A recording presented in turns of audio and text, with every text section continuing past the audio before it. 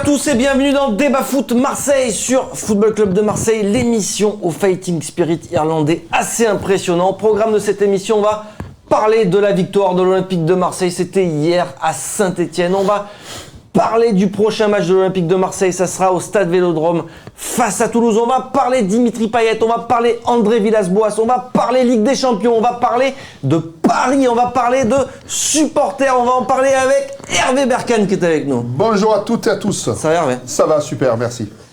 Avec Titi, c'est toi le boss qui est avec nous. Bonjour, ça va? Ça va, très bien. Avec l'écrivain qui est avec nous. C'est mon nom maintenant, c'est écrit sur ma carte d'identité. C'est vrai. Angela Lansbury. Ouais, il nous fait quand même le plaisir d'être avec nous parce que ce soir il fait l'after quand même. C'est beau, bravo. Bravo. Moi j'ai bravo. La consécration, c'est de faire débat foot Marseille, les gars. Ouais, Ne mais dévaluez bon. pas cette émission, s'il vous plaît. Non. On est la number one dans le sud, Voilà. eux sont number one sur la capitale quand même. Ça va. Allez, on a un gros programme, messieurs, qui va notamment pour la sortie de ton bouquin. C'est pour ça qu'on t'appelle l'écrivain. Livre sur Marcelo Bielsa. Voilà, il va s'afficher par là. On mettra ça au montage si on a les droits, si on a le temps aussi. On verra. Il sort sera le 11 par là, février, c'est important de le dire, parce le qu'il est 11 pas encore. février. On peut le faire, ça Si, c'est on peut volontaire. déjà le c'est- commander, Mourad. On peut déjà le commander. On peut déjà le commander, mais c'est mieux de l'acheter chez vos libraires, les libraires du coin, il faut les faire vivre, tout ça. Très bien, mais là c'est directement une commande auprès de ton éditeur. Ah oui, on peut le commander chez l'éditeur. Alors, on va Enfora, en mettre le effet. lien aussi en dessous de cette vidéo, moi. Voilà. Comme ça on fera un petit peu de... Voilà, Putain, c'est beau, tu as une promo. puissance Eh ouais. médiatique derrière quand toi. même. Je suis un mogul. Je pousse parce que sinon lui il le fait pas. Et Tu ouais, comprends c'est modeste. Eh ouais, il est trop modeste. Voilà. Abonnez-vous, il est où le bouton?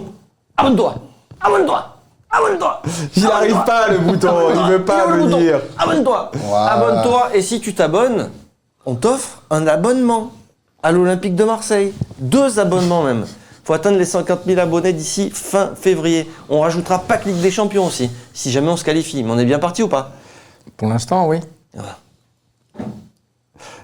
Regarde comment t'as cassé son enthousiasme là. Les gens ils croient qu'il est sous drogue et tout, le gars, tellement il est. Tu casses le délire quoi. Logan On y est en Ligue Paul. des Champions, bordel. Et Lyon, ils sont où? Ils sont à la cave. Oui, non, mais Rennes. vaut mieux être... Rennes, c'est le début de la fin. On va en parler tout à l'heure. Hein, Bon, allez, déroule le programme. Allez, on déroule le programme. C'est le décrassage. C'est tout de suite. C'est maintenant. Le décrassage de cette victoire de l'Olympique de Marseille, c'est d'abord l'analyse à froid. Hervé, qu'est-ce que tu retiens de ce match? Alors, match sérieux, la défense au top. À un moment donné, même à ma vie, je vais m'emballer, mais ça m'a fait rire parce que j'étais devant ma télé, je me disais, on dirait Paolo Maldini. C'est-à-dire par rapport au niveau où il était l'année dernière. Donc, oui, voilà. Pareil. Tu vas un peu fort. D'accord. J'ai entendu Mais ce que je veux dire, c'est que tout le monde est sérieux maintenant. Ouais. C'est fini la débandade.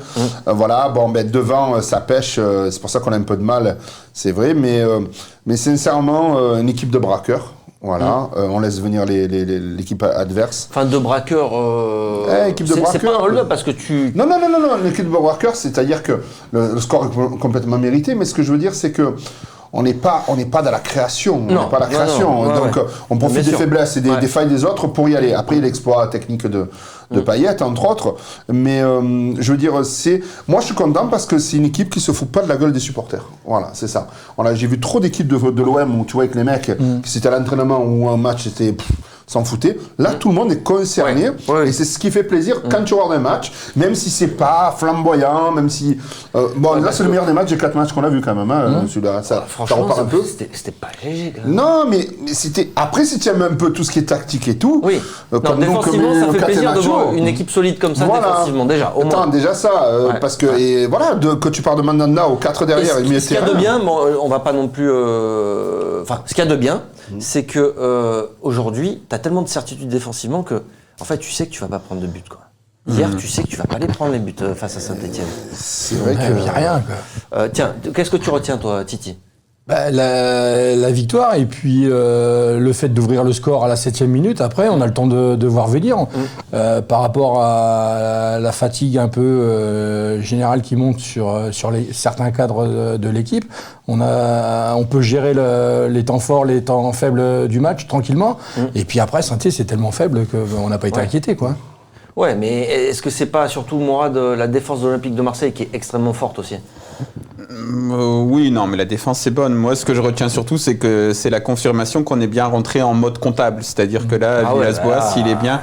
Là, il compte les points et surtout, après, surtout en janvier-février, il l'a dit plusieurs fois un petit peu. Enfin, il n'a pas dit de manière aussi claire, mais il a fait comprendre que voilà, janvier-février c'était compliqué. Donc là, il fallait prendre des points et que fin février, il allait voir et que c'est bien fait. Après, c'est pas le football que j'aime. Moi, généralement, c'est pas ce que j'aime, mais j'en veux absolument pas à Villas-Boas pour ce mois de janvier parce que il prend des points et parce que là tu as un objectif clair à aller chercher et aussi parce que tu as montré autre chose en première partie de tableau. Donc si tu es un peu pragmatique après avoir fait des matchs comme contre Brest, comme contre Bordeaux, comme contre Nîmes, bon, ça passe, surtout si c'est au cœur d'un calendrier extrêmement difficile. Donc moi, ce que je retiens, c'est ça, c'est qu'on est en mode comptable et qu'on le fait très bien. Ouais, parce que là, on enchaîne. En fait, cette saison, c'est contre les gros. En tout cas, à chaque fois qu'il faut gagner un match, tu le gagnes. Hein. C'est Rennes. Le Saint-Étienne, c'est pas un gros. C'est pas un gros, Saint-Étienne. Non, mais d'accord. Mais à la base, ça fait partie des. Des top 8. Et puis des déplacements difficiles. C'est un déplacement difficile. C'est gros budget de Ligue 1 quand même, Saint-Étienne. Ça fait pas partie des petits budgets de Ligue 1. Rennes. Enfin, t'as gagné tous ces matchs-là, quoi. Tous ces matchs-là. Non, t'as pris 0 but en allant à Rennes, Bordeaux et Saint-Étienne. Donc, faut quand même le dire, c'est pas mal. C'est pas flamboyant. Alors, c'est ennuyeux dans le genre, dans le jeu, mais tu prends des buts, tu prends des points. Ouais, et d'ailleurs, l'analyse d'André. André, reste debout, André. Petite référence à la fancam. Eh oui, pour ceux qui regardent la fancam. Il n'y a que toi que ça a marqué. Je l'ai pas vu ça. Reste debout, André. Désolé, je vais me mettre à jour. Il y a le best-of de la fancam sur YouTube. Je l'ai mis dedans. Un très bon moment. C'était le premier match de l'Olympique de Marseille au Vélodrome, il me semble. André explique après le match que c'est quasiment la meilleure prestation de l'Olympique de Marseille. Bon, il exagère un peu là quand même. Là, il surveille un peu, mais c'était dans son rôle. Il faut mettre de l'énergie. Vu que l'énergie qu'il y avait positive il y a pratiquement un mois et demi, il y a eu ce problème à l'interne qui a cassé une certaine dialectique. Là, fin de compte, il s'est mis en autarcie avec ses joueurs et ils avancent ensemble. Et c'est bien parce que autant les destins individuels comme Payet qui vise l'Euro, comme les destins collectifs se rejoignent et c'est magnifique. Ce qu'il fait, c'est que c'est un beau tour de magie comme Bielsa avait fait à l'époque. Il se retrouve avec un effectif qu'il n'a pas choisi et il te fait un tour de magie. Même à moindre niveau comme avait fait Bob à l'époque ou alors comme avait fait Alain Perrin à l'époque. C'est des gens qui ont subi des bordels qu'il y avait eu avant. On leur a dit allez, peut-être on te donne un joueur. Voilà. Et après démerde-toi. Ça, il ne faut pas l'oublier. Hein. Le fait du match, messieurs. Titi, c'est quoi le fait du match pour toi? Est-ce qu'il y en a un? La parade de Steve sur le tir de Diony. De toute façon, Steve, chaque match, c'est une parade décisive, mais qui compte. Bon, après, c'est la seule occasion stéphanoise. Mais s'ils égalisent, là, après. S'ils égalisent. Mais non, mais après, c'est belle parade. Et puis Steve Mandanda est impeccable. Mais le but de Payet, c'est vraiment un très beau but pour moi. Ça, c'est vraiment un but magnifique parce que c'est même plus beau qu'un mec qui dribble 3 joueurs, etc. Il s'amuse avec Mbila au départ. Après, il fait pas une différence énorme, mais c'est surtout, tu vois, c'est de la vraie création. C'est-à-dire que c'est ça que t'attends d'un joueur de talent, c'est qu'il voit quelque chose que l'autre n'a pas vu et qui réussit après un geste magnifique parce que sa frappe là, elle est tendue, elle est raide et il voit ce que les autres voient pas et il marque. Ça, c'est vraiment beau. Moi, vraiment, c'est ce que j'adore ça dans le football quand il se passe un truc que t'attends pas et tu dis ah putain, qu'est-ce qu'il a fait? Et là, tu revois et tu vois que techniquement, c'est maîtrisé. Un but magnifique. Et après, le match, tu sais que tu prends pas beaucoup de buts, tu marques à la 7e minute. C'est bon, emballé, c'est pesé. Hein. Sur mon mur, tu sais, je commente avec des fans de l'OM, et quand il a marqué ce but, j'ai but de Préau. Je sais pas ce que c'est dans mon imaginaire, c'est que quand tu étais petit, tu aimais marquer des buts qui fassent marronner le mec adverse. Qui est improbable que jamais tu marques, mais lui il l'a fait. C'était un but de Préau, c'est-à-dire tu sais, roulette, le style là et tout, et il l'a fait. Et ça, c'est en tant que gardien, j'ai joué, ça c'est le pire des buts que tu puisses te prendre. Ça. Le contre-pied, dans le petit. Ça, tu le vis mal. Hein. D'ailleurs, je pense ça n'est pas très. Et en plus, il anticipe le centre tendu. Oui, parce que c'est la logique. Il y a il y a 5 chances sur 100 qu'il fasse ça. Et il l'a fait. Et c'était voulu. Tu le vois, la frappe, c'était voulu. Un dévissage ou un truc comme ça. Et c'est un autre fait de match ou pas? C'est ton fait du match que il n'y a rien eu de sinon de. Après il n'y a rien eu dans le match. C'est vrai. Qu'est-ce qu'il y a eu dans le match à part ça? Non, ce qui m'a fait rire, c'est le double carton jaune à Villas-Boas et aux joueurs sur le ballon là. C'est pas la première fois que ça arrive en Ligue 1. Après Kazri, il est excité. Donc quand il est tout le temps excité comme ça, il gueule tout le temps sur l'arbitre, tout le temps. Ouais. Après, je pense que c'est comme ça qu'il se motive parce que c'est pas un mauvais joueur, Kazri. Et quand ça marche bien, tu te dis putain, j'aimerais bien l'avoir dans mon équipe. Et quand ça marche mal pour lui, quand il est pas en bonne forme, tu te dis heureusement que je l'ai pas dans mon équipe. Mais c'est un mec qui est excité contre l'arbitre, donc c'est comme ça qu'il se met dans son match. Il était excité. Et... Non, mais il a rien fait, Villas-Boas. Il était surpris en fait. Tu vois qu'il est surpris, qu'il se dit oh putain, qu'est-ce qui se passe? Man and merguez of the match. Man of the match. Hervé. Pour moi, alors celui qui m'a plu... il y en a beaucoup qui étaient bons derrière, mais celui qui m'a plu, c'est Camara. Ouais. Voilà. Ouais, moi aussi. Moi, il m'a plu. La façon dont il arrive à distribuer le jeu, et je l'avais dit la dernière fois, c'est de plus en plus, il me fait penser à un Frank Rijkaard. Mais moi, c'est surtout défensivement qui m'a impressionné, le nombre de... Et tout, il récupère, il relance, c'est le premier relanceur, il a une vision de jeu. Puis il est dynamique aussi, surtout, c'est pas quelqu'un qui est cloué au pied, qui est cloué à un endroit du terrain et qui bouge pas. Lui, il est à gauche, à droite, et t'as besoin de ça dans cette période. Il est très bon. Man of the match pour toi, Titi? Je voulais dire... Excuse-moi. Bouba, je vais dire Douillet, Tchaïtatsa. Ouais. C'est vrai qu'il s'est amélioré, lui. Il a fait un gros match défensivement hier, c'était solide, c'est très fort. Est-ce que tu as un autre man of the match? Payet, parce que c'est quand même lui qui te fait gagner le match. En fait, une fois qu'il a marqué, c'est fini. Et puis après, même dans le match, il a été bon. Il t'a fait des ouvertures délicieuses de l'extérieur, des petits trucs. Même sur le deuxième but, c'est lui qui fait qu'il y a une occasion de but, quoi. Donc, non, quand il est comme ça, Payet, c'est l'un des meilleurs joueurs du championnat de France. Il a marqué son but. Après, il change de côté avec Radonjic aussitôt le but et moi j'ai trouvé un peu moins bon. Après à droite il est moins bon, je trouve. Il était plus bas sur le terrain, mais il te fait des ouvertures. Ah oui, non, et vu qu'il n'y avait pas de jeu, mais quand le ballon il lui tombait dans les pieds, c'était. Il a pas raté grand chose. Mais en fait tu le vois, Payet, c'est soit dès le début. Non, mais c'est classe mondiale, c'est un joueur de classe mondiale. Le ballon il lui colle au pied et c'est fini, il va faire un gros match. Soit c'est un match sans quoi. Soit c'est avec, soit c'est sans. Hier, c'était avec merguez of the match. Merguez du match. Qui est une merguez? C'est dur, mais c'est Benedetto. Moi, par intermittence, c'est un qui est bon, mais c'est bien, c'est ce qui fait sa nature. C'est Radonjic, parce qu'il te marque un but de folie, mais putain, des fois, quand il perd le ballon, c'est toujours une occasion contre toi. Je sais pas, alors je sais pas si ça va remarquer. C'est pas toujours c'est un but de fois. C'est arrivé une fois, parce que vous avez eu une occasion, ça. Mais ce que je veux dire, c'est que voilà, alors, ils sont tous été bons, c'est juste un bémol. Bien plus Radonjic hier. Non, mais s'il arrivait à effacer ce petit défaut, je pense que vraiment, il passerait niveau, il serait complètement titulaire, quoi. Mais peut-être qu'il est en train de le passer. Espérons pour lui. Hier, pour une fois, il est titulaire et moi, j'ai trouvé pas mal. Il a beaucoup de déchets quand même. Il a du déchet. Et ce déchet. Avant, c'était pire que ça quand il était titulaire. Il faisait rien. Là, il a eu quelques. Puis il a cette vitesse aussi. Et dans ces configurations de match. Il est agaçant, il est insupportable par moment, mais tu te dis.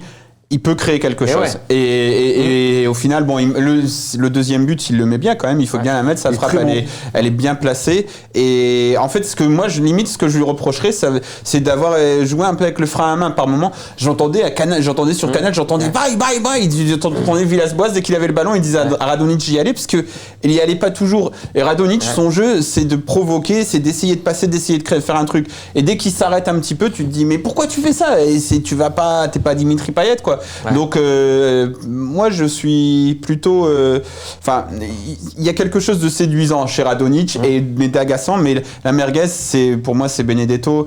Et c'est dur parce qu'on l'aime bien, Benedetto, on a envie de le défendre, on sent qu'il est dans une situation difficile, on sent que c'est un vrai beau joueur de foot, mais il n'y arrive plus, quoi. Et c'est même pas le fait qu'il touche pas beaucoup de ballons, parce qu'un attaquant, ça peut ne pas toucher beaucoup de ballons. Ouais. Mais le problème, c'est que quand il touche des ballons, il est pas tranchant dans ce qu'il fait. Hier, quand même. Hier, il en touche, il n'y a rien. Il y a pas de ballon dans le jeu, il n'y a pas un ballon dans lui, quoi. Mais pour placer, les ballons où il va décrocher, ok, mais des ballons de but. Bah, en même temps, t'as vu où on a joué, t'as vu où était la ligne. Mais regarde, tu vois, moi, par exemple, là où vraiment je trouve que Benedetto, il est moins bien, que ça se voit, et ce que j'ai mis dans les notes, c'est vers la 70e. Il a perdu des ballons. La 70e minute, c'est même pire que ça. C'est qu'il y a un long dégagement, je sais pas si c'est un dégagement de la défense ou de Mandanda, mais ça arrive au milieu de terrain. Il fait un contrôle génial, vraiment, il fait un super contrôle, et là il y a Radonjic d'un côté, il y a Sarr je crois de l'autre côté, je sais pas ce qu'il fait, le ballon il lui reste coincé, alors qu'en début de saison il aurait réussi son contrôle, boum, il aurait lancé, ça crée une dynamique, et c'est ça qui fait plus, en fait il manque de tranchant dans ses gestes. Il est physiquement, il a fait le championnat argentin avant de venir, il a pas eu de coupure, donc faut pas lui en vouloir, quoi. Il a eu une préparation. Si on avait des joueurs à son niveau remplaçants, l'idéal, ça aurait été de le sortir 2-3 matchs, mais tu peux pas, le problème est là. Ouais, c'est un peu ça le problème. Non, mais est-ce que tu peux vraiment pas? Parce que là, aujourd'hui... contre Toulouse, il pourrait mettre Germain devant. Tu mets Germain, c'est pas pareil. On dit toujours ça, mais à chaque fois après, on voit Germain se dire... Ouais, mais Germain, là, il était bon sur le but, quand même, hein. Il a fait après, Germain, c'est un remplaçant. Contre Toulouse, Dario, j'essaierai de le mettre un peu au repos, et puis je lancerai Marley à quai. Voilà, jeune. Alors, ta merguez, on en parlera après de ça, justement, de Toulouse. Ma merguez, je la donnerais un peu défensivement, offensivement sur les deux latéraux. Je trouve qu'hier, ils n'ont pas apporté. Ah, mais t'avais pas de jeu offensif, Titi. Ouais, non, mais ça serait défensivement aussi. Ils n'ont pas voulu. Après, c'était défensivement, ils ont été corrects, franchement. Après, il y a encore sur certaines actions défensives, des fois, Sarr, il a un peu. Ouais. Après, c'est pas un défenseur de métier, ça se voit des fois. Moi, je l'ai trouvé moi, franchement, Sarr, à ma vie, je les ai trouvés corrects défensivement. À ma vie, en première période, il m'a un peu fait flipper parce qu'il perd quelques ballons, il fait quelques grosses fautes. Derrière, la première fois, il doit le prendre le jaune au début du match, et après, quand il prend le jaune, normalement, c'est presque rouge, c'est rouge, quoi. Mais après, solide défensivement. Alors messieurs, on va regarder pour terminer ce décrassage les résultats, non pas du week-end, mais de ce milieu de semaine. Les résultats de nos concurrents qui vont apparaître. Voilà. Lille qui s'impose contre Rennes, Paris qui s'impose contre Nantes, match nul entre Metz et Montpellier, match nul entre Reims et Nice, match nul entre Lyon et Amiens. Voilà, nouvelle contre-performance de Lyon. Et ouais, là ça commence à faire beaucoup pour... Comme on dit à Marseille, cher. Ils prennent cher. Cher. Ah ouais, ça fait... Mais c'est pas beau le malheur des autres, mais ça fait du bien. C'est vrai, hein. Non, mais c'est vrai. Ah ouais, alors, ce que tu veux dire, Hervé, c'est que c'est pas beau, mais c'est bon. Voilà, c'est ça, voilà. C'est méchant. Là, c'est clairement l'Olympique de Marseille qui fait la grosse opération de la journée, de cette 23e journée de Ligue 1, parce que certes, Lille s'est imposée, donc revient un petit peu, grappille des points, mais bon, on remet Rennes à 6 points, et Lyon, parce que je cite Lyon, on va me dire peut-être, ouais, mais Lyon ils sont déjà largués, mais Villas-Boas, lui, continuait systématiquement de les citer. Ouais. Et je pense que Lyon aussi, comme nous l'année dernière. Mais on est encore à 7 points du podium, on peut encore y croire. On est à 13 points de Lyon aujourd'hui. Surtout Lyon, ils vont faire la Ligue des Champions, ils n'ont plus l'autre devant. Tant ça risque de faire l'enchevêtrement, s'ils se font éliminer ou massacrer à la Ligue des Champions, ça peut accentuer leur descente aux enfers. Ouais, et surtout Lyon va jouer à Paris ce week-end. Donc si tu t'imposes... S'il te plaît, Donatello, la Tortue Ninja, mais la Renault Rousse. Si tu t'imposes contre Toulouse, 16 points. Bon, là, c'est Moutaga, c'est terminé. Non, mais 13, là déjà, c'est mort. 13, c'est fini. Sur la deuxième, oui. Alors, moi, quand même, j'ai envie, je suis désolé, mais moi, j'ai envie que Lyon termine 3e. Ouais, parce que je veux que Rudy Garcia prolonge à Lyon. Non, mais c'est trop bon. C'est du pur plaisir. Pourquoi?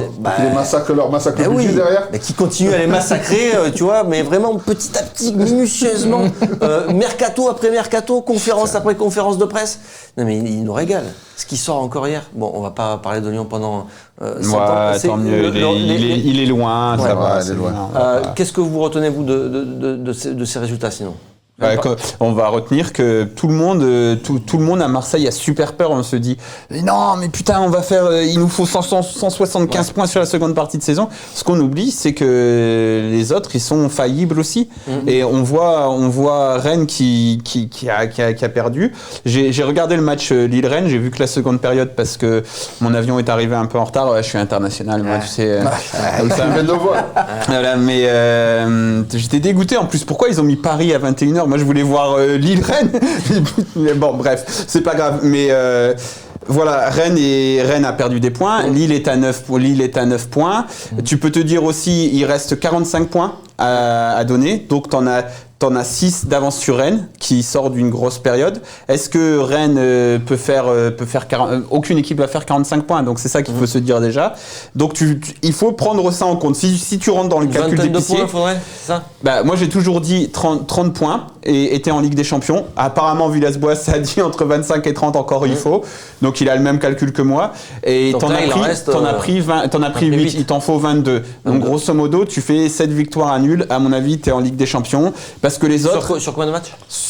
Il t'en reste donc, j'ai dit 45 points, donc ça fait... sur 15 15, ouais. Tu fais 7 victoires? 7 victoires sur 15 et t'es un commence à rêver là. Mais parce que c'est guinguette. Mais tu sais c'est bon, attendez, venez, on commence à mettre des noms qui ont acheté au mercato. Ah non, merde, on a plus d'argent. Et tu sais pourquoi tu n'as besoin que de 7 victoires? Parce que tu as fait une très bonne première partie de saison et que la concurrence est faible aussi. C'est-à-dire que tu vas pas avoir une équipe qui va faire 40 points là. Tu vas pas l'avoir parce que... la preuve... même statistiquement, Rennes a déjà fait une bonne période. Ils vont avoir un coup de moins bien dans la saison, c'est forcé. Lille peut-être faire un très bon truc, genre comme nous on a fait là, tu vois, genre 10 victoires et 2 nuls, quelque chose comme ça. Mais même avec ça, si toi tu fais tes 7 victoires, tu garderas de l'avance sur eux. Et tu es en train de négocier superbement ce mois de janvier, février. Voilà, donc là dans ce contexte-là, tu gagnes à Toulouse.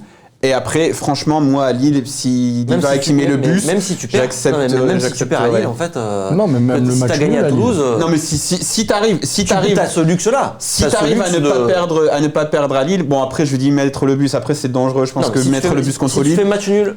Si tu fais match nul contre Lille, moi, franchement, là, je commence à ouvrir les bouteilles de champagne. Après, aussi psychologiquement, ce qu'il faut se dire, c'est que toutes les équipes qu'on continue à jouer là, qui vont arriver. Je dis, putain, c'est dur de leur marquer des buts. Donc, quand ils partent déjà avec une appréhension, ils se mettent dedans. Ça, je relève par rapport à ce que tu disais tout à l'heure. C'est vrai que c'est important. Je dis, putain, ces mecs-là, ils prennent jamais de but. Donc, tu rentres sur le terrain, déjà, tu te dis ça. C'est compliqué. Et ça, c'est un facteur, quand même, psychologique déjà important. Putain, alors que l'année dernière, le nombre de buts... Oui, alors que là, l'année dernière, tu peux dire que tu pouvais te servir. Je pense que le gros match, là ça va être Lille et limite le concurrent... Parce que bon, Rennes, c'est vrai qu'ils sont solides et qu'ils sont surprenants, mais moi, je continue à penser que l'équipe qui peut être dangereuse, c'est Lille. Donc, il faudra pas perdre à Lille. Et parce qu'il y a quand même du potentiel joueur à Lille qui n'y a pas vraiment à Rennes. Rennes qui est mieux structuré. Non, le confort que tu as quand même, tu vas pouvoir aller à Lyon en championnat comme ça, sans la moindre pression. Attention, faut gagner les matchs parce que maintenant, là, il a très bien négocié ça, donc il va falloir gagner les matchs, notamment celui contre Toulouse, et pour ça, il va falloir, je pense, sortir un peu plus de jeu. Mais il va falloir gagner les matchs qui sont présentés comme simples maintenant. Attention, faut le faire, mais si tu le fais, si tu termines pas ce bonheur, et ça peut arriver, mais ça serait vraiment une catastrophe industrielle, quoi. Ça serait, tu te dis, un effondrement total, quoi. Et puis on a un mec à la barre de l'équipe ce que disait Hervé tout à l'heure, quand tu vois l'état d'esprit des joueurs. Voilà. Mais il a le bon discours. Déjà, que nous, on se régale quand on le voit en conférence de presse. Il dit, putain, c'est d'une clarté. Et il nous escroque pas. S'il a le même vecteur au niveau de son groupe, qu'un mec, il dit, voilà, tu joues pas parce qu'il y a telle ou telle raison. Toi, tu joues. Tu sais, ils ont juste besoin d'explications, les joueurs. C'est pas, tu leur dis, ouais, tu es le meilleur et tout. Les mecs, pendant 10 matchs, ils laissent sur le banc. Simplement dire la vérité. Ouais, la vérité. Voilà, il n'y a pas besoin de. C'est des pros, les mecs. Allez, attention, son discours en conférence de presse, là, il est un petit peu. Là, il est en mode commando en ce moment à Villas-Boas. Donc, il te dit, ouais, on a fait des super matchs et tout. Il doit le savoir un petit peu. Aussi sur les journalistes. Ouais, il en fait beaucoup des pics sur les. Il est en mode commando, c'est un petit peu. Ouais, Tu vois, là, on a, il aime dans pas son trop. job, Il aime pas trop qu'on le compare à Mourinho, mais Mourinho fait souvent ça. Alors Mourinho, c'est moi contre le reste du monde. Vous les journalistes, là, vous voulez nous niquer. Donc il est un peu dans ça, mais avec beaucoup plus de. Enfin, il arrondit mieux les angles, Villas-Boas. Donc voilà. Et il a aussi lancé quelques pics sur Rennes et l'arbitrage. Donc bon, là, il est en mode commando, Villas-Boas. Pourquoi pas? Allez messieurs, on va passer au pari avec notre partenaire Unibet, c'est tout de suite.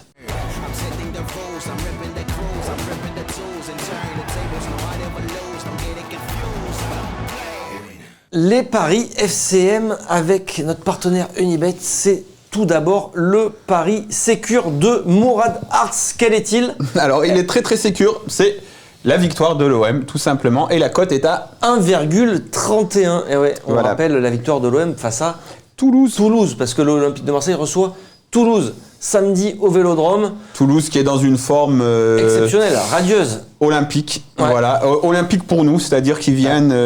C'est là, on peut pas prendre une meilleure équipe à domicile. Et je pense que la victoire de l'Olympique de Marseille en Paris sécure, je sais pas si on l'a déjà mise, Mourad. Parce que généralement.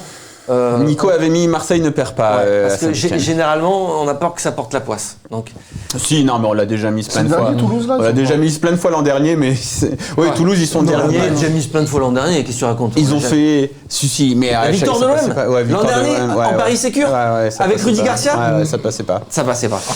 Le pari fou, Mourad Arts. Alors, il me semble que j'ai mis une victoire de l'OM 4-0. Alors, pourquoi c'est fou? Tu confirmes, n'est-ce pas? Et la cote est à 12. Et pourquoi c'est fou? Parce que l'OM ne l'a jamais fait simplement. L'Olympique de Marseille, si je ne dis pas de bêtises, ne s'est jamais imposé par plus de 2 buts d'écart, à part en Coupe de France à Granville où on a gagné 3-0. Mais logiquement, c'est toujours 1-0, 2-1. Même à Monaco où on met plein de buts, on finit par se faire reprendre un petit peu. À Nîmes, contre Nîmes, c'était 3-1. Mais voilà, donc t'as jamais eu de très gros écarts. Et là, Toulouse, vraiment, ils se présentent en victime expiatoire parce que je crois qu'ils sont ils ont fait un nul en 12 matchs et tout le reste, c'est des défaites ou quelque chose. Enfin, une série, mais désastreuse. Antoine Camboiré a fait un excellent boulot d'ailleurs. Parce que Mon chouchou. donc ils étaient super contents parce qu'ils ont fait match nul à Amiens. Enfin, j'aime bien Toulouse, moi j'aime bien la ville de Toulouse, le club de Toulouse, il ressemble pas à grand chose, mais ça fait de la peine parce que vraiment Toulouse c'est n'importe quoi cette saison. 4-0 pour l'Olympique de Marseille. Paris fou, vous en pensez quoi? Vous pensez que c'est la journée de championnat où l'OM peut enquiller?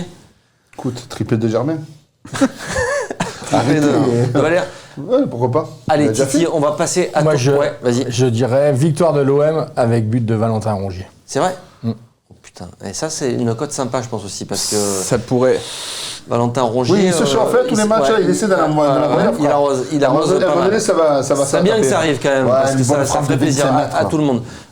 Le combiné, parce que tu m'as marqué le combiné de Titi, mais c'est J'ai vraiment laissé son combiné Titi. ou pas? Ouais. Mais tu te rappelles ou il faut que je te... Alors, les matchs. Vas-y. Angers-Lille, Match nul. match nul, c'est bon, tu restes sur la cote est à 3,10.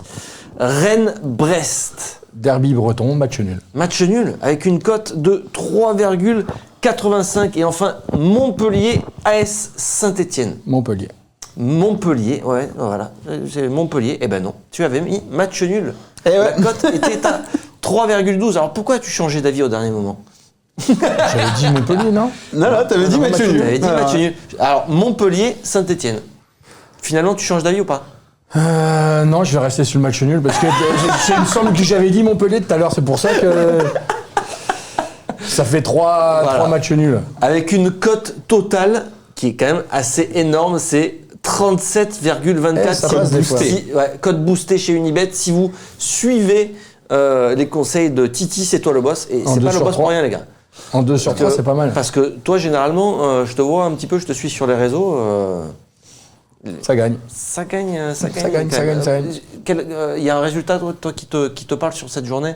Nous, on va suivre plus particulièrement Rennes-Brest, par exemple. Ouais, parce qu'on va tout miser sur Olivier Dalloglio. La dernière fois qu'on l'a fait, ça s'est mal passé. Ouais. Ouais. Mais on l'aime bien. Pourquoi pas une victoire de Brest, ça serait bon. Allez, messieurs, on s'arrête là pour les paris et on va passer au gros débat. C'est tout de suite. Le gros débat, il y a marqué AVB Payet. AVB/Payet. Ça va être par ici. Mais en fait, on va parler Ligue des Champions. Et ouais. Parce que l'Olympique de Marseille est déjà... faut toujours rester humble. Non. On reste humble, bien sûr. Mais quand on reste pas trop quand même. Là, il est en folie, Freddy. Je sais pas, moi, attends, j'ai déjà toute une liste de joueurs à acheter, moi. Mais il n'y a pas d'argent. Les reines du shopping. Donc, on va parler Ligue des Champions. Pourquoi ? Parce que même si nous, on ne veut pas trop s'enflammer, il y a quand même aujourd'hui une équipe de l'Olympique de Marseille qui est en très bonne position pour éventuellement finir sur le podium. Donc, des questions ont déjà été posées à André Villas-Boas, à Dimitri Payet, sur l'avenir de l'Olympique de Marseille, sur la saison prochaine, par rapport aux difficultés financières du club. Est-ce qu'il craignait de devoir disputer cette fameuse Ligue des Champions avec une équipe pas compétitive du tout, et donc faire de la figuration. Alors, je vous propose d'écouter justement Dimitri Payet qui s'est exprimé là-dessus. C'était en conférence de presse, c'était jeudi ou vendredi, Mourad? C'était lundi. C'était lundi. Oui, on a joué en semaine. Donc c'était... Il est complètement à l'ouest. Je vous jure qu'il prend rien du tout à part du café. Parce que des fois, j'avais vu dans les commentaires YouTube des mecs qui disaient putain, il est plein de coques et tout. Non, il prend que du café, mais moi je la fous. Il est fada complet, naturel. Alors, du coup, voilà, on va écouter Dimitri Payet. C'est là. Je pense que c'est assez clair dans ma tête. Je l'ai dit, tout le monde sait l'attachement que j'ai au club, tout le monde sait pourquoi je suis revenu. L'objectif aujourd'hui, c'est bien sûr de ramener le club en Ligue des Champions. Après, je rejoins le coach sur ce qui a été dit. Se qualifier pour la Ligue des Champions, c'est bien. Je pense qu'après la jouer, c'est mieux. Si c'est pour ensuite se qualifier et avoir un effectif qui ne nous permet pas de la jouer dans les bonnes conditions, forcément que moi aussi, je me poserai les bonnes questions, à savoir s'il faut rester ou s'il faut aller voir ailleurs. Oui, beaucoup. Tu évoques le fait de ne pas jouer la Ligue des Champions pour faire du tourisme, comme l'avait dit André Villas-Boas. Est-ce que vous en parlez entre vous dans le vestiaire avec d'autres joueurs? Parce que toi, tu dis que ça t'inquiète, mais est-ce que ça inquiète aussi d'autres de tes partenaires? Moi, j'ai ma propre réflexion sur la question. Je pense qu'aujourd'hui, avec un effectif comme le nôtre, où voilà, on a beaucoup de joueurs de qualité, beaucoup de jeunes joueurs de qualité, forcément, après une saison comme on est en train de faire, ça va forcément attirer les convoitises. Et après, si c'est pour... vendre nos meilleurs joueurs, c'est plus compliqué de jouer ensuite la Ligue des Champions. On voit une équipe comme Lille, qui est une équipe qui est très compétitive pour la Champions League, qui en a vendu qu'un. Et au final, ce joueur-là manque beaucoup aujourd'hui à cette équipe. Donc il suffit de pas grand-chose pour handicaper une équipe. Donc forcément, je me pose des questions là-dessus. Avec le coach, bien sûr, mais pas avec le président. Mais je vois... C'est pas une réflexion qui est exceptionnelle, c'est juste du bon sens. Je pense qu'aujourd'hui, c'est tout à fait normal de vouloir, même si c'est pas fait, se qualifier pour une compétition et pouvoir la jouer.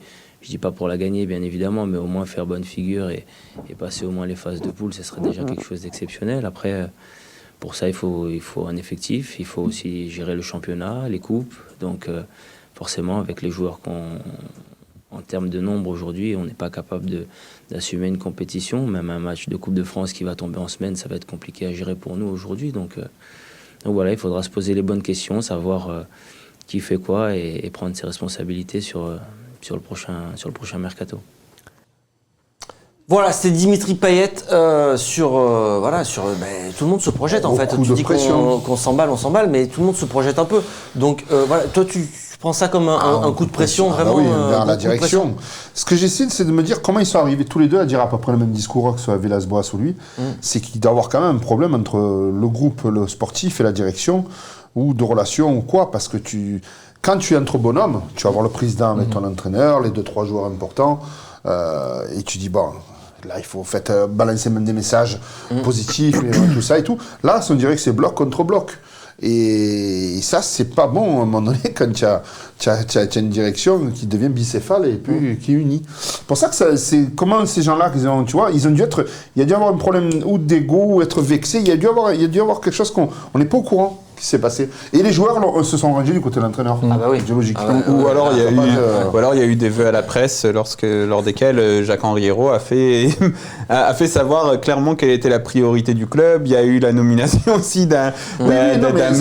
Tu vois, en fait, Jacques-Henri Hérault, il a clairement fait comprendre quelle est la priorité et les joueurs, ils sont du côté du coach qui lui a fait clairement comprendre sa priorité. Donc, Titi, comment tu comprends toi cette sortie médiatique ou pas? Tu dis ça peut être. Mais non, moi je la comprends totalement. Je suis entièrement d'accord avec eux, puisque là on savoure les résultats sportifs. On est deuxième, on va certainement se qualifier pour la Ligue des Champions, chose que personne n'espérait en début de saison, et avec l'effectif qu'on a.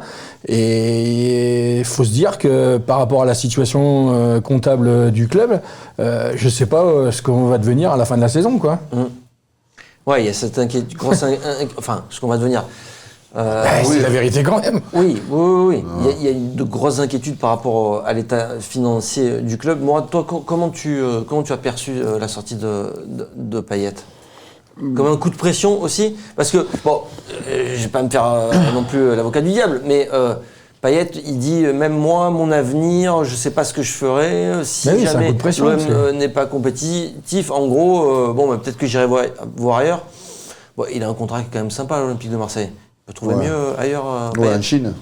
En Chine, ça commence à devenir compliqué pour les étrangers. Ouais. Mais peut-être que tu peux trouver un contrat plus long dans une destination un peu plus exotique. Ouais, mais genre en MLS. Mais après, je sais pas, tu vois, il faudrait que c'est pas non plus Zlatan. Donc je sais pas, sais pas du tout. Mais en tout cas, ça, moi, je trouve ça plutôt courageux. En fait, Payet en conférence de presse, il est intéressant cette année parce que habituellement il était quand même légèrement barbant.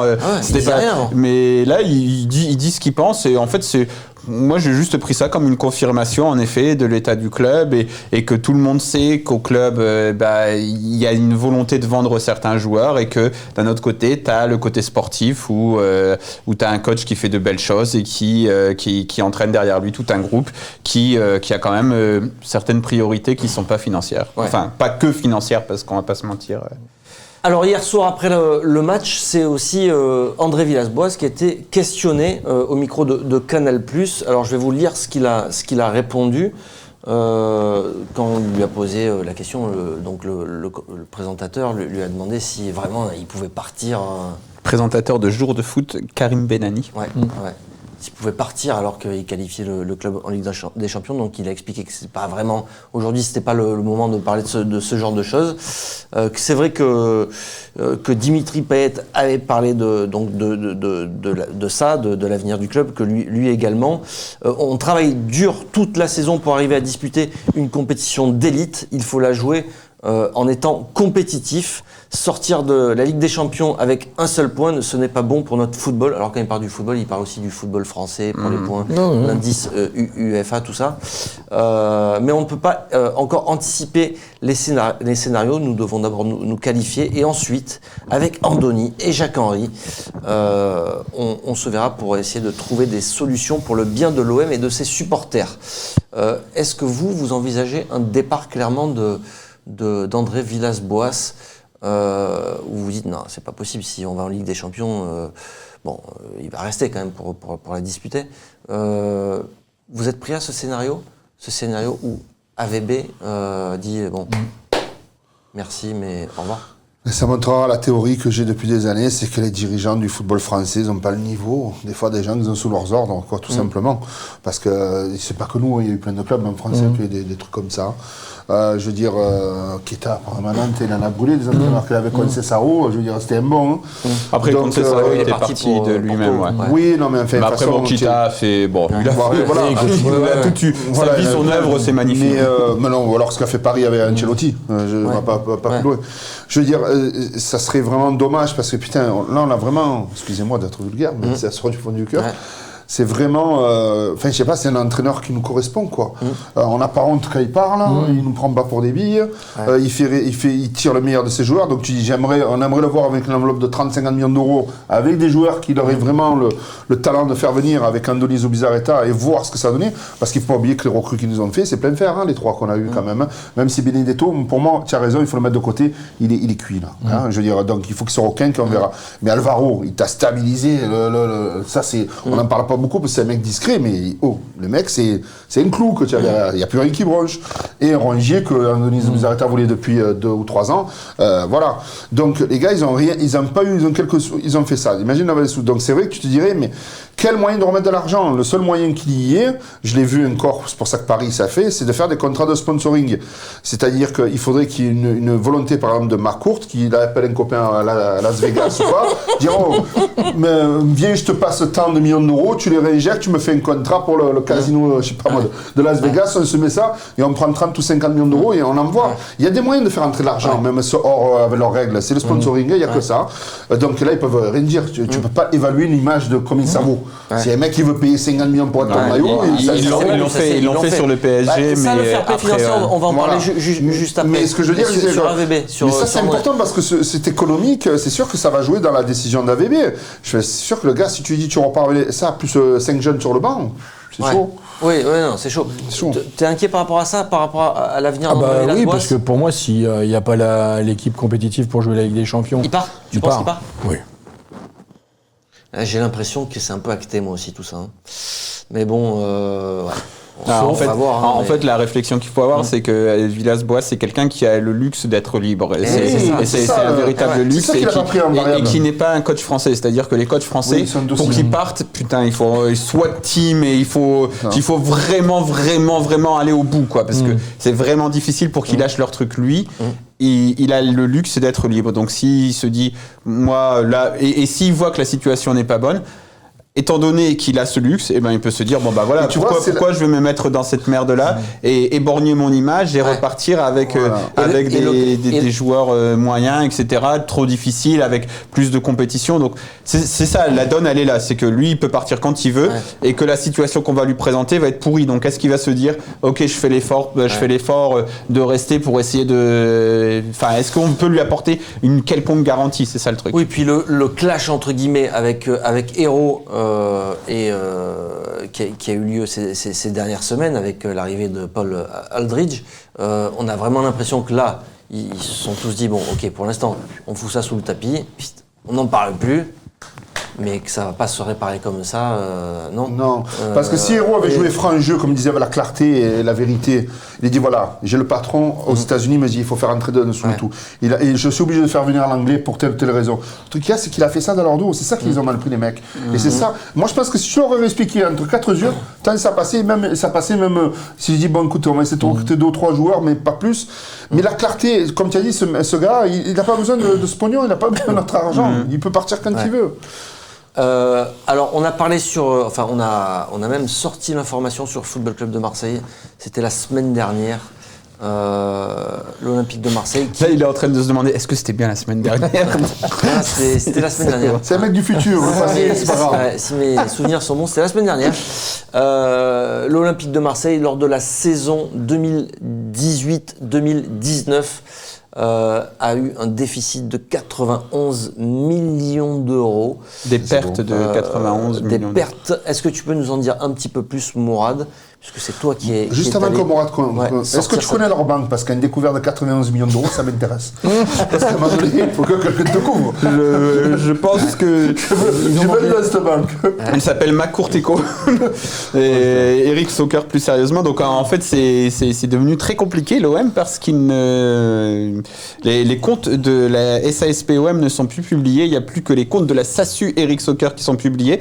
Donc tu as des chiffres bruts. Donc il y a beaucoup de choses très compliquées dans ce document comptable. Donc ce qui est certain, donc moi je me suis dit, il faut d'abord sortir que les choses dont on est absolument certain. Ce qui est certain, c'est noir sur blanc, l'Olympique de Marseille a dépensé 90 millions d'euros de plus qu'il a fait rentrer l'année dernière. Donc après, il y a des mouvements à travers Eric Soccer pour essayer de compenser ça, etc. Parce qu'Eric Soccer n'a pas les mêmes pertes que l'Olympique de Marseille. Mais grosso modo, c'est aussi simple pour l'expliquer bêtement, c'est-à-dire que c'est pas les chiffres exacts, mais c'est que l'OM génère 120 millions d'euros de recettes et l'OM a dépensé 210 millions. Donc voilà, il y a un trou de 90 millions, comme vous, comme n'importe qui, vous dépensez plus que vous gagnez, et puis ben voilà. Et ça, par contre, ce déficit, donc c'est ce qu'on appelle un déficit structurel, parce qu'il existe depuis très longtemps à l'Olympique de Marseille. Et s'il y a une chose que je voudrais un peu souligner dans ce chiffre, c'est surtout que les recettes n'augmentent pas. Parce que ça fait des années que les recettes sont à peu près au même niveau. Et que la seule chose qui fait augmenter tes recettes, c'est des ventes de joueurs comme La Brune l'a fait. À un moment, il a ramené les comptes à un certain équilibre en vendant les bijoux de famille, ou alors simplement c'est la Ligue des Champions. Donc moi je trouve que là il y a une vraie promesse pas tenue, très importante, administrative. C'est celle d'augmenter les recettes qui n'a pas été tenue. Il n'y a pas de recettes supplémentaires. Sauf que Mourad, on te dira aussi que ce déficit-là, il avait été annoncé aussi. Les dirigeants ont dit sur les 3 prochaines saisons. Ça change rien. Ça change rien à ce que je reproche. On va créer du déficit. Ça change rien à ce que je te reproche. On m'avait aussi annoncé qu'on allait augmenter les recettes. Et c'était, je sais plus quel horizon, mais je me souviens d'une interview de McCourt, il me semble, dans l'Express, qui disait à l'horizon peut-être 2020 ou 2022, un truc comme ça, l'Olympique de Marseille aura un budget de 200-250 millions d'euros, comme si on allait générer autant de recettes. Parce que le budget, bon après ça peut être... Colette, ouais. Oui, voilà. Mais voilà, c'est ça, c'est que là, moi j'attends de voir. Et l'autre grosse information aussi, qui est un peu passée inaperçue, mais qui est aussi très importante, c'est que donc on connaît les chiffres que l'OM va payer à Arema. Parce que le stade, il va falloir faire de l'argent avec, parce que tu vas continuer à payer le loyer à la mairie, et en plus de ça, donc tu as payé un droit d'entrée de 2 millions d'euros pour récupérer l'exploitation, et tu vas payer un dédommagement tous les ans jusqu'en 2045 de 1,8 million d'euros à Arema. Donc ça, enfin, les 2 millions d'euros, c'est les droits d'entrée, hein. Tu vas pas les repayer tous les ans. Après, tu vas payer 1,8 million d'euros. Donc ça, c'est aussi quelque chose, et il va falloir faire de l'argent. Et quand on regarde les comptes d'Arema, on voit qu'ils étaient à l'équilibre, mais que c'était pas dingue non plus. Après l'Olympique de Marseille, à ce levier, donc là, les années qui viennent vont être très intéressantes parce que ce qui est important, ce que tout le monde va comprendre, c'est qu'il faut faire plus de recettes. C'est pas juste le football ne peut pas être juste injecter de l'argent à foison. Ça peut pas exister. Sauf quand on est le PSG et qu'on a. Sauf quand on est un État souverain qui a des moyens illimités. Mais c'est pas le cas de McCourt, qui lui a déjà mis beaucoup d'argent par rapport à. Donc il faut augmenter les recettes. Donc comment tu peux augmenter les recettes avec le stade? C'est les loges. On en avait déjà parlé sur Football Club de Marseille. Les concerts, moi je demande à voir. Après, tu vas faire de l'argent de toute manière qui va faire que il va falloir que tu fasses rentrer de l'argent comme ça. Les séminaires, les mariages, les bar mitzvahs. Les loges. Non, mais on se rend pas compte. L'offre de loges. Si on le compare à un club comme le PSG ou comme Lyon, l'OM a un chiffre d'affaires ridicule. Je suis d'accord avec toi, mais les loges, tu les remplis avec des stars sur le terrain. Tu les remplis pas avec autre chose. Ou alors tu les remplis avec une ambiance exceptionnelle. Alors moi je vais vous donner par contre les loges. Après il y a la politique commerciale, vous savez que c'est un peu mon dada avec la communication. J'ai un exemple proche, un chef d'entreprise marseillais qui fait un chiffre entre 2 et 3 millions d'euros de chiffre d'affaires. Et lorsque l'OM était à la cave... Il faut qu'il donne de l'argent à l'OM. Non, mais quand ils étaient... Non, c'est vrai. Football Club de Marseille. Qu'est-ce qui se passait? C'est que lorsqu'ils étaient à la cave à l'époque de la Brune, il s'était engagé, c'est le seul indépendant, à part les banques, vous savez, les grossistes, à prendre les loges sur 3 ans. Il a payé 30 000 euros pendant 3 ans. Il a payé 90 000 euros sur 3 ans. Parce que ça, c'était l'offre que la Brune avait donnée à tout le monde. C'était une offre sur 3 ans. Après, quand il est arrivé les Américains, il a dit je peux avoir encore ma loge et tout. Ils l'ont négligé. Ils n'ont ni relancé, ni rappelé, ni rien. Alors ce mec-là, il était dans le dur. C'était un seul indépendant. C'est-à-dire, commercialement parlant, si les clients, tu sais, soit tu travailles avec ceux que déjà tu as et tu essaies de grandir, soit tu vas les chercher ailleurs. Mais déjà, il faut pas être fou. Déjà, tu mets bien ce que tu as. Et tu dis, bon, écoute, là, les loges, par exemple, ça va être 90 000 euros. Mais comme vous avez été là depuis le début, allez, cette année, on vous la met à 40. Après, rien, nib. Donc, d'après ce que j'ai su les remonter, il y a des commerciaux qui se sont fait virer. sais, le commercial, c'est pas en mettant un junior qui sort d'une école de Paris à 32 ans, qui connaît pas le biotope de la ville. Il faut avoir des roublards pour remplir des loges aussi à Marseille, même à Marseille. Et vendre tout ce que tu as à vendre, que ce soit des séminaires ou les mariages. Ils ont évoqué les mariages, tout à l'heure je décollais, mais ils ont évoqué quand même le mariage. Ça, c'est un mouvement. Il te faut avoir des gens compétents à ce niveau-là, et des gens que tu paies et compétents. Et ça, tu sais, des petits riens, parce que des sociétés, il y en a. Hein. Moi, je vois le travail que fait le président du Hand. Il a fait signer 200 entreprises sur Aix. Les loges, c'est pas le prix de l'OM, tu vois. Mais avec valise, il est parti, il a un budget maintenant de folie, le POC. Mais d'ailleurs, j'espère qu'il vous expliquera ça. C'est fascinant. Fascinant. Mais là, c'est des budgets énormes qu'il faut aller chercher. Mais pourquoi? Mais comment ça se fait que tu as à part sur des ventes de joueurs. Non. De toute façon, c'est pas ça. Il a dit, c'est créer des recettes au niveau de On va juste avancer. Par rapport à la saison en cours, l'Olympique de Marseille, c'est l'information de l'équipe cette semaine, et on apprend par l'équipe que c'est la direction elle-même qui a donné ce chiffre. Un déficit d'environ 60 millions d'euros. Estimé. Ouais. En sachant qu'ils avaient fait une estimation qui était à peu près correcte sur la saison passée, c'est-à-dire que l'équipe pensait à peu près à un déficit aux alentours de 85 millions d'euros, c'était ce qu'ils avaient récupéré auprès du club. Le document dit 91 millions d'euros, donc on n'est pas si loin. Voilà. Et là, donc, ils pensent à un déficit autour de 60 millions d'euros, ce qui corrobore un peu les derniers événements où on a vu qu'il y avait une urgence à vendre des joueurs, d'où l'arrivée de Paul Aldridge, et rappeler que le fair play financier te demande d'avoir un déficit maximal de 30 millions d'euros à la fin de l'année. Donc, si tu es à 30 millions d'euros... Ce qui veut dire, dis-moi si je me trompe, c'est que l'Olympique de Marseille devra vendre des joueurs pour au moins 30 millions d'euros avant le 30 juin, c'est ça ou pas? C'est le deal qui est passé avec le fair play financier. C'est que si tu as 60 millions d'euros, il faut que tu trouves 30 millions ailleurs. Et à part la vente de joueurs, t'as pas de... Parce que les gens aussi pensent souvent, le grand public pense souvent, oui, mais il y a la qualification en Ligue des Champions. Mais la qualification en Ligue des Champions, ce sont des recettes pour l'année 2020, 2021, pas pour 2020, pas pour... Alors est-ce qu'il n'y a pas moyen de négocier avec l'UEFA? Non, pour trouver... bon, là, on est dans la... C'est des théories, mais non, Mourad, tu penses pas, toi qui as un peu étudié ça? Non. Moi, j'ai une solution. Je sais pas, j'ai pas de solution toute faite. Et juste un dernier truc, parce que tout à l'heure, Hervé disait aussi, il y a des entreprises dans la région, c'est un truc qu'on sous-estime souvent. La région PACA, les Bouches-du-Rhône, il y a beaucoup de grosses entreprises, et c'est l'une des régions où l'on paye le plus. CGM, rien que ça. En dehors de Marseille, c'est l'une des régions où on paye le plus l'ISF, je sais plus si ça existe encore. Voilà. Juste pour terminer. Et un dernier, mais après il faut, parce que ça c'est vraiment intéressant, ça c'est des vraies finances, ça c'est pas le truc où, parce que à chaque fois qu'on parle de finances, c'est pas concret, tu vois. Là je te dis, il faut augmenter les recettes. Donc après, les loges, c'est vraiment un vrai gros levier dont il faut prendre conscience. Et comme le dit Hervé, ce qui est intéressant, c'est de se dire quel type de client tu vas amener. En effet, est-ce que tu vas aller chercher des entreprises locales? Est-ce que tu mises sur des gros groupes, etc.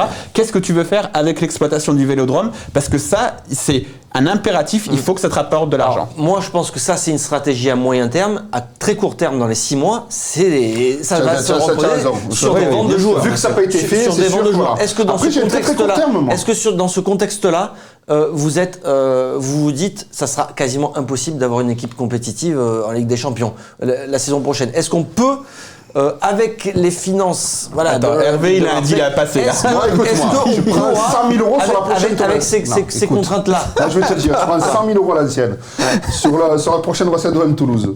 Tu files 30 000, il parie lui. Sûr qu'il nous lève 10 millions. Tu prends 30 000, tu vas au casino de la Cassis. Sur le pari fou. Il parie sur le pari fou de moi. 30 000 sur l'euro million. Même moi, je te mets ça sur un compte en banque en Ukraine, t'as des taux d'intérêt de malade. Mais la banque peut s'écrouler. Par contre, c'est là. Non, mais ça me fait rire parce que. Juste vraiment pour revenir là-dessus, parce qu'après on va passer à l'avant-match. Est-ce que vous pensez, messieurs, dans ce contexte, avec les contraintes de l'Olympique de Marseille financières aujourd'hui, est-ce que vous pensez que c'est possible de construire une équipe compétitive pour la Ligue des Champions et même pour le championnat? Qu'est-ce que tu veux dire compétitive? Au moins bien figurer, prendre des points et éventuellement passer les poules, pourquoi pas. Ça dépend de ton groupe, de ton coach. En tout cas, pas faire Fanny comme on a pu faire et éventuellement être reversé en UEFA, j'en sais rien. Bien figuré, voilà, ne pas être ridicule. L'UEFA, ça n'existe plus, ça s'appelle l'Europa League. L'Europa League, pardon. L'Europa League et également. Pour le faire chier. je sais plus ce que je voulais dire, également en championnat. Parce que voilà, il va falloir. Et ça, Payet en a parlé. Déjà, cette année, ils ont du mal à la Coupe de France, le championnat, quand on aura toutes ces compétitions. Alors, ça va être un peu long. Mais vous en pensez quoi, monsieur? On aurait dit du Macron, j'ai rien compris. Vous avez rien compris? Est-ce que c'est possible d'être. Pour moi, c'est impossible. Voilà. Impossible? C'est impossible. Puisque déjà, si on se qualifie pour la Ligue des Champions, on va être chapeau 4. Donc, on va avoir automatiquement un groupe de la mort. Tu peux peut-être être chapeau 3, Non, peut-être. non, parce non, que t'es 55e. Ouais, c'est vrai que là, tu vas compter cette année. Impossible. Donc, chapeau 4, groupe de la mort. Donc, si tu perds tes meilleurs joueurs et que tu recrutes des jeunes à fort potentiel, comme ils nous le disent et ils nous le répètent souvent. Même ça, est-ce qu'on pourra le faire? Mais je ne sais même pas si on pourra le faire. Donc, ça sera impossible. Impossible. Après, il y a des clubs en bois qui sont arrivés en quart de finale Coupe de Quand on regarde l'effectif. Des clubs en bois. Quand on regarde l'effectif de l'OM aujourd'hui, il y a un banc. Il n'y a rien. Il n'y a rien sur le banc. C'est le désert. D'accord. Donc il y a énormément de recrutements. Oui, il y a un recrutement qui est quand même en volume qui va être il en faudrait au moins 10. important, non, Mourad? Le mercato qui arrive, en termes de recrutement, il va falloir recruter quand même quelques joueurs, pas simplement 2-3 joueurs. Ouais, parce qu'il faut un renouvellement aussi. Ben, en fait, il faut. Ouais, c'est très très compliqué. Il faudrait. Je pense que tu n'auras pas d'autre choix que. Au mieux, tu pourras peut-être avoir une équipe du même niveau et cette équipe, elle aurait coulé sans doute en Ligue des Champions cette année, donc tu vas l'affaiblir. Donc, à quoi ça va ressembler? Non, ça paraît très compliqué, mais en fait, tu vas repartir. Tu aurais dû repartir cette année d'une feuille blanche. Mais comme tu n'as pas réussi à bien vendre certains éléments, etc., c'est compliqué. Mais si tu arrives en effet à te débarrasser de beaucoup de joueurs, parce que il faut toujours garder ce truc comptable en tête. L'an prochain, il faut être à l'équilibre. C'est-à-dire que tu te dis, si tu as fait 120 millions de recettes cette année, avec la Ligue des Champions, tu en rajoutes 40, ça te fait 160. Est-ce que tu arrives à faire quelque chose de plus? À combien tu peux arriver? À combien de recettes tu peux arriver pour être à l'équilibre? Après avoir vendu déjà un joueur avant le fin juin, c'est ça, il va falloir bien vendre. Si tu vends très bien un joueur, voire deux, et que derrière tu recrutes bien, écoute, ça peut peut-être se faire, mais le problème c'est qu'on a montré qu'on n'était pas vraiment des experts en vente. Donc et Paul Aldrich, il n'y a pas Aldrich, grand-chose à vendre non plus. Je veux pas être médisant, mais il n'y a pas grand-chose à vendre dans l'effectif. Ça tout dépend de qui vend, parce que le marché du football c'est un peu n'importe quoi. Et ça je l'entends souvent, mais moi, je suis désolé, je vois des clubs qui vendent des mecs pour 20 millions, 30 millions. Mais quand on voit Lyon, ils ont vendu Lucas Touzard, 25 millions d'euros. Enfin, même plus que 25 millions, non? Combien il est parti? Ouais, 25 millions. Et en plus, il est prêté jusqu'à la fin de la saison. Ouais, c'est. Non, mais. Ça, c'est une belle vente. C'est des génies. Ah non, mais Olas, attends, c'est tout sauf une merguez en business. Hein. Ça, tu peux. Le gars, d'ailleurs, on parlait du budget, ben lui, il a réussi à commencer. Est-ce qu'au-delà de la Ligue des Champions, au-delà de la Ligue des Champions, il faudra surtout construire une équipe pour pouvoir se requalifier? Même si tu ne fais pas beaucoup de points en Ligue des Champions, au moins une équipe capable de se requalifier. Et même là, il va falloir la régénérer, cette équipe. On sait que c'est difficile d'une année à l'autre. Je peux faire un scénario un peu imaginaire, mais là, on avait la chance d'avoir Villas-Boas, qui est portugais. Et il y a un club qui marche très bien au Portugal, qui est l'FC Porto, qui découvre des jeunes, qui amplifie des Brésiliens et tous des mecs d'Amérique du Sud pour les préparer au marché européen pour après les signer dans les grands clubs. C'est dommage que ce gars-là, malheureusement, si on n'arrive pas à le garder, parce que ça aurait été vraiment la personne idoine pour lui confier un projet comme ça. Hein. Mais je pense pas que ce soit ce qui l'intéresse le plus, Villas-Boas. Je sais pas. Mais c'est parce qu'il avait déjà dit que lui, ce qu'il voulait maintenant, c'était entraîner, etc. Directement efficace des gros clubs. Il veut entraîner vraiment. Mais allez, messieurs, on va s'arrêter là sur le gros débat. On va passer rapidement au petit débat. Eh oui, le petit débat. Et on va parler des événements qui ont eu lieu autour du stade hier soir avant le match Saint-Etienne Olympique de Marseille. C'est tout de suite. Et oui, parce qu'il y a eu des événements quand même. On va en parler rapidement. Juste avant le match, donc à Saint-Etienne, les supporters marseillais ont été accueillis. Accueillis par les supporters stéphanois. Stéphanois, et il y a eu une petite voilà, il y a eu des heures, comme on dit, autour du stade. Tu peux nous raconter, tu as eu des petites infos, des petits insights parce que toi, on sait sur que les réseaux sociaux, ce que j'ai vu, j'ai vu qu'il y a eu un guet-apens à l'arrivée du convoi au stade Geoffroy Guichard, là, juste sur la voie publique avant de rentrer dans le parcage. Ils se sont fait attaquer par des supporters stéphanois. Après, ce qui s'est passé exactement, personne ne sait, puisque après, les forces de l'ordre ont intervenu, ont parqué les supporters avec violence. On parquait les supporters marseillais dans le parking, là, dans le parquage, et puis ils les ont fait repartir, quoi. Donc, voilà. C'est honteux, c'est juste honteux, quoi. Du coup, les supporters de l'Olympique de Marseille n'ont pas pu assister au match et sont repartis directement. Ils ont pu quand même entendre le but de Payet, le premier but, et le temps de se refaire un petit peu gazer, si j'ai bien compris. C'est ça, ouais. Non, mais c'est n'importe quoi, ce pays. Donc là, c'est quand même compliqué, surtout que l'Olympique de Marseille, ça fait des saisons et des saisons où c'est de plus en plus dur de faire certains déplacements qui sont interdits par des arrêts. Par des arrêts. Donc là, Mourad, qu'est-ce que tu penses de ces incidents ? Moi, je pense d'abord que c'est un échec cuisant des pouvoirs publics et que c'est pitoyable de, voilà, comme dit Hervé, de pas réussir à gérer 400 personnes. Je sais pas, il y a tellement de forces de l'ordre qui sont mobilisées pour chaque match. C'est un truc de fou. Mais enfin, tu vois, il va vraiment falloir réfléchir à comment utiliser ces trucs correctement, avoir une meilleure concertation avec les supporters. Ce sont des hommes, ce sont des citoyens français qui ont le droit d'être respectés, qui font des efforts pour une manifestation sociale, parce qu'un match de foot c'est aussi une manifestation sociale. Et voilà, moi c'est surtout parce que les supporters stéphanois qui apparemment ne sont pas complètement clean dans cette histoire, voilà, bon, ils sont à blâmer, mais après t'as des pouvoirs publics qui doivent faire mieux, et surtout j'aimerais qu'on traite un peu mieux les supporters parce que ce sont des citoyens français, putain, c'est pas dur. Mais ça peut pas être évité, ça, je comprends pas. Moi, ce que je comprends pas, c'est le scénario, quoi. T'as un bus, tu as un guet-apens, après tu te fais gazer, on te dit rentre chez ta mère. Il y a un truc que je comprends pas là. Déjà, j'espère que l'OM ou quelqu'un va les dédommager, ou alors ils vont avoir un match gratuit. Quand même, ces 400 personnes qui sont déplacées, ça veut dire quoi? C'est tout pour leur poche? C'est un truc de fou. En plus, tu es la victime et c'est toi qui subis la peine. Là, mais tu vois, c'est l'inversion des valeurs qu'il y a dans ce pays, ça me rend fou, moi. Et je veux dire, j'ai entendu qu'il y a des tirs de flashball. Mais ils n'avaient pas des bazookas, enfin, non, mais là, ça devient tout n'importe quoi. Je crois que tout le monde est tendu dans ce pays, à tous les niveaux. On le voit malheureusement tous les samedis avec tout ce qui se passe. Et déjà dans le football, que c'était un peu comme ça. Alors là, mais ils ne doivent même pas avoir de problème. Tu arrives, les mecs, ils guet-apens, tu charges les CRS sur les mecs qui font le guet-apens, et c'est fini. Après, les mecs, ils rentrent, et c'est basta cosy. Qu'est-ce que c'est, ce scénario? Je pense que malheureusement, tu sais quoi, il n'y a plus personne qui prend sa responsabilité. Là, c'est la responsabilité du préfet. Qu'est-ce qui va se passer?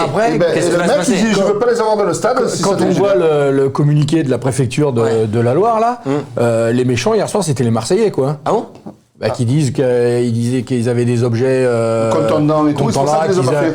Que on pouvait pas les faire rentrer dans le stade parce que ça aurait été donc non, c'est pas les Marseillais qui sont fautifs là, on a été attaqué par les supporters des Verts. Après, les Verts, s'ils veulent couler leur club parce qu'il y a des guerres internes à Saint-Etienne, ça c'est pas notre problème, ça. Mais ce qui est embêtant, c'est ce qui va se passer, c'est que le déplacement des supporters de l'Olympique de Marseille à Saint-Etienne, terminé. Voilà. Là, déjà, pour les prochaines saisons, ils vont arrêter, ils vont mettre des arrêtés encore partout. Hop, tac. Ils vont mettre des arrêtés partout, ça, on va encore subir. Dans tous les cas, qu'est-ce que tu peux dire, à part qu'on espère que l'OM a fait un communiqué, donc on espère que l'OM va agir, que l'OM va bouger un petit peu, parce qu'il faut vraiment que les supporters soient traités de meilleure manière dans ce pays, et que ça devient très très urgent. Le cœur, c'est quand même les supporters de tout ça. C'est ça. Allez messieurs, on va basculer sur la dernière partie de cette émission, et c'est l'avant-match. On va en parler tout de suite, maintenant.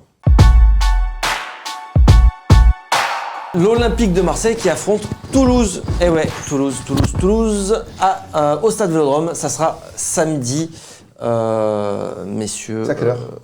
C'est à 17h30. Non, les matchs du samedi, c'est à 17h30. Tiens, je devais aller à Ikea, merde. Non, mais c'est vrai, les matchs à 17h30 le samedi, c'est pénible, non? C'est pas un bon horaire. Ah non, c'est bon. Ouais, c'est un peu... Surtout qu'il y a les parents qui accompagnent les enfants des fois aux activités sportives l'après-midi, c'est un peu gênant. Toulouse qui est dernier du championnat, c'est ça, Mourad? Ouais, un bon dernier, un gros dernier. Quoi. On peut regarder. Ah non, mais on l'a pas sur notre classement. Nous, on s'occupe que du premier. Non, je crois qu'ils ont 13 points ou quelque chose comme ça, donc rien de vérifier. 13, mais il me semble que c'est 13 points. Ils sont complètement décrochés. Ils sont sur une série d'un nul en 13 matchs. Je crois qu'ils ont un nul et 12 défaites ou un truc du genre. C'est catastrophique. Toulouse va très très mal. J'ai vu jouer Toulouse à Lyon, aussi dans le multi-Ligue 1, bien sûr, des tas de fois, mais j'avais vu aussi dans le multi-Ligue 1 le premier match de Zanko, donc parce que Camboiré a été viré, donc ils avaient mis un entraîneur du cru, de la réserve, il me semble, à la tête de l'équipe première. On a cru au rebondissement et tout, ils menaient 2-1 et puis finalement on est en 5-2, score final avec des trucs incroyables qui se sont passés et un but de Lionel Charbonnier. Donc voilà, on voit le classement, 13 points en 23 matchs, donc c'est très très compliqué. Je pense qu'il n'y a plus de victoire depuis septembre ou octobre, c'est tout simplement désastreux. Et en plus les autres, Nîmes qui était un peu avec eux, se relève. On est content. Mais quelle réalisation incroyable de nos copains nîmois. Par contre, on a vu qu'on était sur Ping. Alors ça, Ping... on le voit pas à l'écran, Ping. Ça, on nous dit c'est pas grave. Mais on n'a pas le droit d'être sur Ping, c'est quoi ça? Sur Bing. Ah, Bing. Qui va sur Bing? Et on le Bing? Non, j'ai jamais Donc voilà, Toulouse va très très mal. Et pourtant, Toulouse a des bons joueurs, mais Toulouse a fait n'importe quoi cette saison. Donc alors, voilà. Messieurs, il faut enfoncer le clou là. Surtout que derrière, il y a un déplacement à Lille. Si tu veux être peinard, tu prends les 3 points, tu mets 4 pions, tu gagnes le pari fou et t'es bien. En plus, tu renfloues le déficit avec le pari fou. Tu mets les 30 000 sur le pari fou et maman, tu l'invites au resto après quand tu rentres à 21h. Non, ma foi, 90 € 90 la cote, c'est bon ça. Non, c'est la cote, je crois. Enfin bon, bref. Ouais. Bref. Non, ce qui nous intéresse surtout, c'est la compo de l'Olympique de Marseille. On va terminer là-dessus. Est-ce que c'est le match où il faut peut-être faire un peu de rotation, d'autant qu'il y a ce match de Lyon et moi je mettrais Lopez et Valère Germain. L'OM va enchaîner Lyon en coupe. Est-ce que du coup, il faut faire un peu tourner Titi? Bon, oui. Oui, il le faudrait, mais je pense que AVB, il est pas chaud. Quoi. Il est pas chaud pour faire tourner. Il a son 11 et c'est souvent son même 11 qui débute les matchs et je pense que samedi, ça va être pareil. On va démarrer, je pense, avec la même composition qu'hier soir. Après, tu vas avoir des suspendus à Lyon aussi. Je sais plus. Amadi, il me semble. Sanson. Non. Sanson, il était à... Sanson a déjà été suspendu. Tchaït Atsar qui sera suspendu à Lyon. Donc oui, ces mecs-là vont Après, être à ma vie, comme il a repris un jaune hier, je sais pas s'il passe en commission ce soir. S'il passe en commission ce soir, il risque d'être suspendu pour la Coupe de France aussi. Je sais pas. Toi, tu verrais Lopez Germain. Moi, je suis un peu d'accord avec ça. Ouais, pour faire reposer les autres. Et puis, c'est un match à leur portée, mais faut arrêter de chaque fois tirer sur les joueurs. Il faut qu'ils se réveillent aussi, il faut qu'ils aient une opportunité, il faut qu'ils prennent conscience de tout ça. Puis voilà, c'est contre le dernier. Si tu ne refais pas la cerise avec des remplaçants contre le dernier. Ouais. Le problème, c'est qu'ils vont mettre le bus, quoi. Mourad, quel Ouais, j'aimerais bien voir Lopez, mais je vais me faire tuer parce que Lopez c'est devenu mon fils, ma bataille. Ouais, mais attends, il a été bon la dernière fois qu'il a joué, il n'a pas été mal. Moi, pas selon Titi. Ouais, la fancam Titi m'a dit désolé, mais Lopez non. Trop le jeu, non. Moi, l'association avec Payet, je trouvais pas mal, surtout en première mi-temps. Après, oui, mais c'est pas prolifique. Ouais. Mais si Radonjic il marque son plat du pied là. Alors, en plus, moi ce que j'aimerais bien voir, c'est une deuxième fois Radonjic, parce que c'est le joueur que j'ai le plus soutenu ici depuis son arrivée. Et quoi? C'est vrai. J'ai envie de le voir enchaîner. Non, il faut le voir enchaîner plusieurs matchs maintenant à ce poste. Après, bon, si on parle sérieusement, donc tu peux mettre Strootman. J'étais très sérieux là. Mais Radonjic, tu veux pas le voir? Radonjic, oui, Radonjic, oui. Je pense qu'il apporte quelque chose. Et puis en plus, Toulouse, les défenseurs, ils sont pas en pleine confiance. Donc si tu les provoques, ils peuvent peut-être péter les plombs, te découper dans la surface, ce genre de choses, ça peut arriver. Lopez, oui, ce serait pas mal de le voir aussi. Ce qui permettrait de faire reposer un Rongier ou un Sanson. Enfin, même s'ils n'ont pas le même rôle. Donc, c'est-à-dire que, ouais, je pense que Rongier, il est un peu indispensable. Après, est-ce que tu vas avoir autant... Bref, à voir. Sanson, moi je laisserai Sanson. Ouais, Mais Sanson. Sanson t'apporte un peu de la profondeur, tout ça. Après, le problème de Germain, c'est que oui, Sanson sur le papier... est pas top en ce moment. Sur le match, c'est pas terrible. Sur le papier, je suis d'accord. Sanson, hier, moi, il fait une passe décisive. Je trouve qu'il a mal débuté et qu'après, il s'est bien repris et qu'il a été utile à l'équipe. Okay. Mais le problème de Germain, c'est que oui, moi, je serais pour, mais à chaque fois que tu le vois, tu te dis « Ah non, c'est vrai que je suis pas pour ». En début d'émission, il y a 3h15, tu disais que tu verrais Ake, toi, peut-être. Bah oui, j'aimerais bien. Il y a des jeunes, autant les faire jouer, mais même Chabrol à droite, offensive droite. Là, il a dit clairement que c'est... Oui, non, mais après, c'est le dernier qu'on joue, quoi. Voilà. Oui, d'accord. Ouais, mais faut pas... il est passé en mode compta aussi. Hein. Lui, il compte tous les points maintenant. Et il a raison. D'accord, mais bon, après, on a un effectif réduit. Ake, pourquoi pas le faire rentrer si tu mènes 2-0 à la 60e et que tu vois que Toulouse est pas dangereux. Ouais. Voilà, mais faut parce que Ake, on sait pas non plus ce qu'il vaut. C'est aussi un jeune qui l'an dernier a une saison mitigée entre une très mauvaise première partie de saison en N2 et une très bonne seconde partie de saison. Il a pas d'expérience, tout ça. Moi aussi, j'ai bien aimé Ake quand je l'ai vu sur le terrain, mais faut pas aller trop vite en besogne, mais pourquoi pas, si tu mènes 2-0, il faut vite mener, il faut vite marquer des buts, il faut mettre un peu de jeu, comme ça, toutes les critiques se taisent sur le jeu, et on est tranquille. Allez, victoire 4-0 de l'OM contre Toulouse. 30 000, on empoche le pognon. Allez, on s'arrête là. Merci Mourad. On rappelle ton livre sur Marcelo Bielsa. Qui sort le 11 février dans toutes vos librairies, dans toutes les bonnes librairies. Déjà en pré-vente. Déjà en commande. C'est aux éditions Amphora, donc vous tapez édition Amphora et vous allez trouver ce splendide livre. Donnez-moi votre argent. Et on te retrouve dans l'after sur RMC ce soir pour en parler. Si tu rates pas ton train. Voilà, parce que l'émission là, elle va me rater le train, je pense. Allez, Titi, merci Hervé. Ben. À très bientôt. Merci à vous tous. Merci à tous. N'oubliez pas, abonnez-vous sur la chaîne. Voilà, c'est petit bouton par là, vous vous abonnez. Prochain débat foot Marseille, ce sera lundi prochain. À très bientôt. Ciao, ciao.